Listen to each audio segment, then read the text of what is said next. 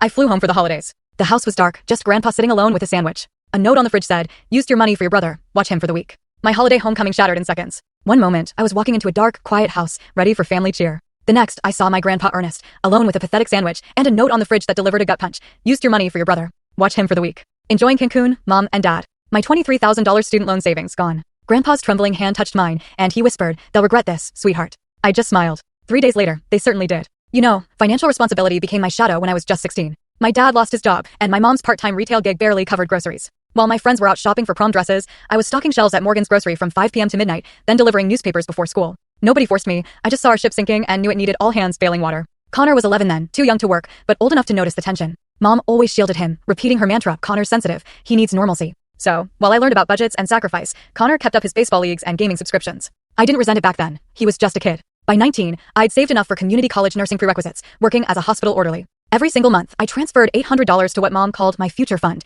an account she insisted on managing. Banks prey on young people, she'd warn. "We'll keep it safe until you need it for something important." For years of those transfers accumulated into $23,000, money earmarked specifically for paying down my nursing school loans after graduation. This was my future, my independence, wrapped up in those numbers. Grandpa Ernest, my mom's father, was my lifeline through those years. A retired mechanical engineer with calloused hands and limitless patience, he taught me how to change oil, fix leaky faucets, and stand my ground. Backbone before wishbone, he'd say, while helping with my homework at his kitchen table. When my parents were busy, their code for dad's poker nights and mom's wine club, Grandpa's modest ranch house became my sanctuary. Connor's path, though, diverged drastically from mine. At 14, his teachers were calling about missing assignments. By 16, marijuana was found in his backpack. By 18, he'd been to 3 different high schools, each transfer following disciplinary issues that my parents minimized as misunderstandings. Last Christmas, Connor didn't even come downstairs until dinner was served, his eyes bloodshot, mumbling responses. Mom filled his plate first, always. "He's just finding himself," she'd explain. "College isn't for everyone." Meanwhile, Grandpa Ernest's health was deteriorating. His hands developed tremors. Early Parkinson's, the doctor said. My parents rarely visited him, despite living just 15 minutes away. When I mentioned helping him with house modifications during my brief visits home,